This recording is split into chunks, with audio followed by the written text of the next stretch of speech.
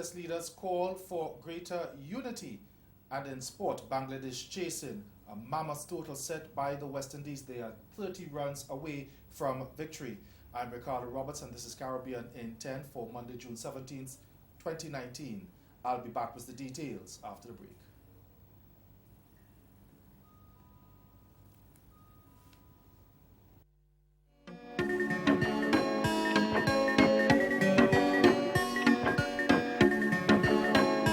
Welcome to this year's 50th Caribbean Broadcast Union Assembly on the island of San Andres.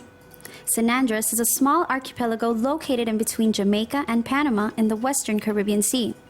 A lush, exotic island rich in culture, history, gastronomy, and breathtaking scenic views. Known for its beaches and 7-colored crystalline waters, the island of San Andres will be proudly hosting this year's event. CBU members will enjoy top-of-the-line accommodations for an unforgettable experience in San Andres, connecting Caribbean nations through this year's 50th edition of the CBU Assembly.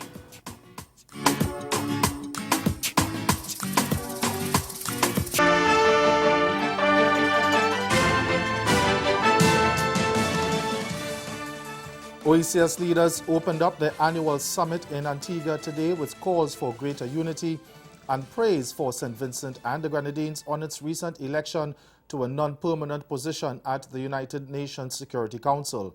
Outgoing chairman of the OECS, St. Vincent and the Grenadines Prime Minister Dr. Ralph Gonsalves said in a statement read by Finance Minister Camilo Gonzalez that the 67th meeting of the OECS Authority is taking place at a time of both peril and possibility for the regional integration movement.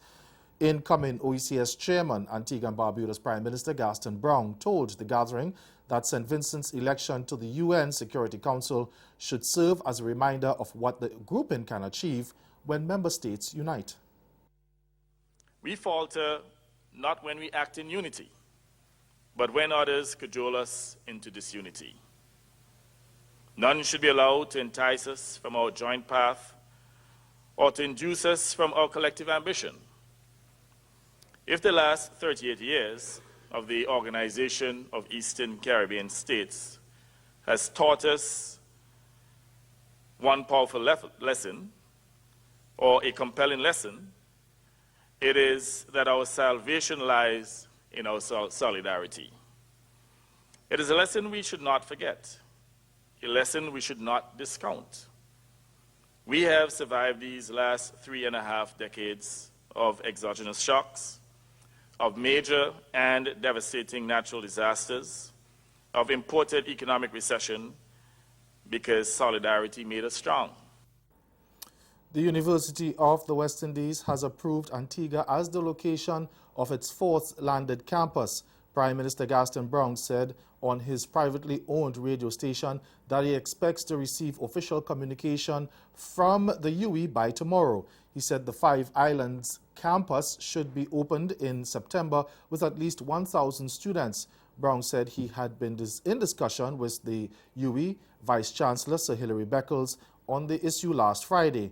Now, according to the Antiguan leader, the 3 campuses or campus countries, Barbados, Jamaica, and Trinidad and Tobago, which had concerns about the 4th landed campus, are now satisfied.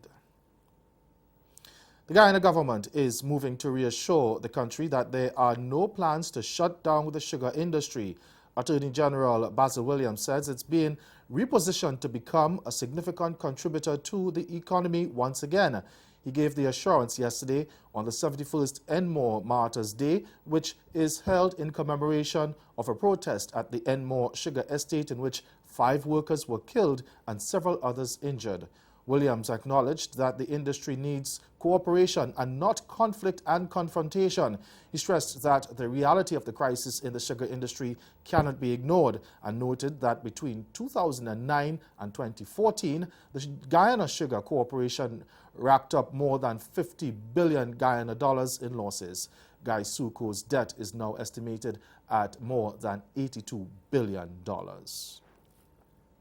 The Jamaica government has been urged not to seize the shares that Venezuela's state oil company, PDVSA, has in local refinery Petrojam. Reuters is reporting that PDVSA's ad hoc board sent the request to the Jamaican government over the weekend.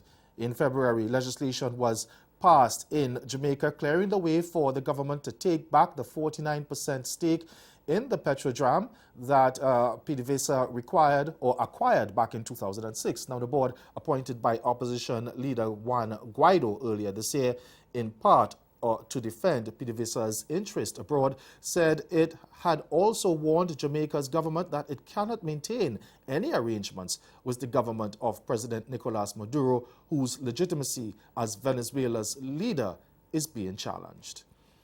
And stay with us, your Midday Sport is next.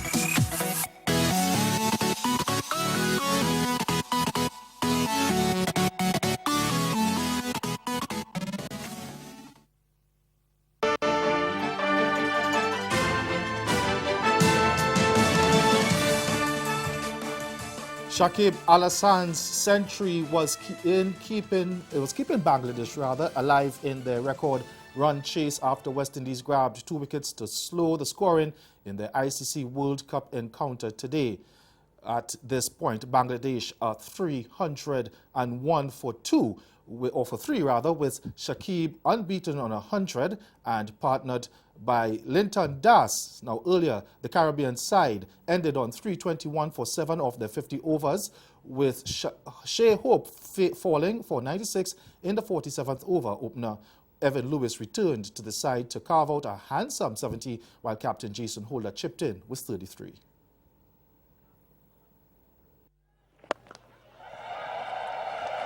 Strong enough.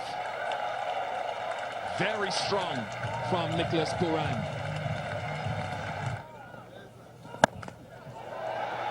I don't know. No, end of Puran. Joy for Bangladesh.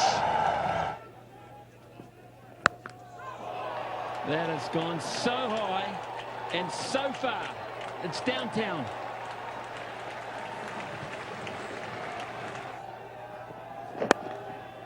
He gets one, he gets 50 off just 25. Up high, very high. Who wants it? Someone's got to grab it. Got to. Got it. Fantastic bit of work.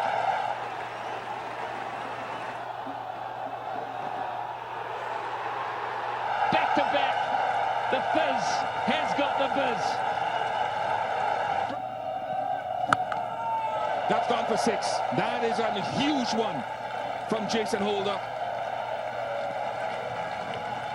He wants plenty here from the West Indies at the back end.